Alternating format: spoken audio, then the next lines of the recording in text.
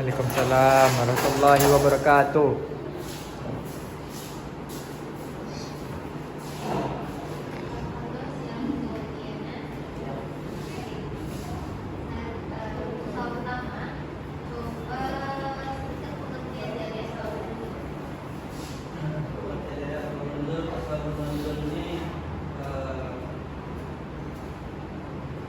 Asbabun nuzul adalah asbabun yang berarti sebab, nuzul yang berarti turun. Asbabun nuzul ini bisa kita artikan dengan turun secara syariat.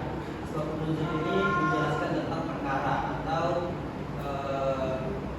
hukum syariat yang turun pada masyarakat pada masa tersebut.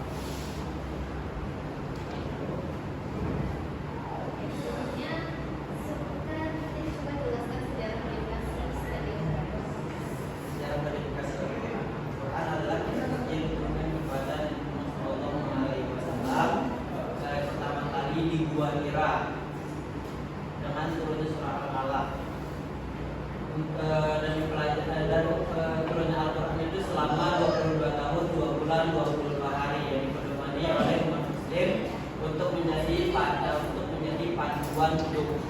Al-Quran ini pertama kali ditunjukkan itu pada masa Sayyidina Abu Bakar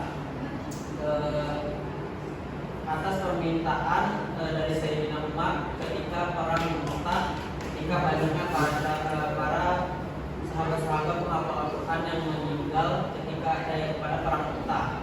Jadi pada masa itu mulai Sayyidina Abu Bakar mulai mengumpulkan para penghafal Al-Quran. Pertanyaan selanjutnya, jelaskan Al-Quran sebagai sumber Islam. Al-Quran ini sumber hukum Islam ya. Sumber hukum Islam ini ada 4.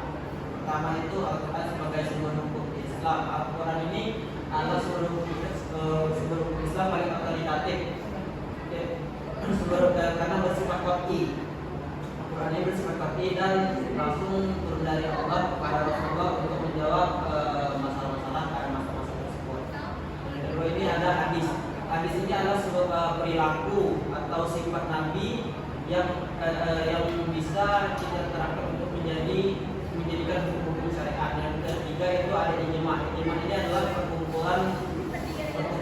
adalah sebuah hukum atau perkumpulan para ulama untuk membahas hukum yang tidak tertulis di Al-Quran atau Sunnah.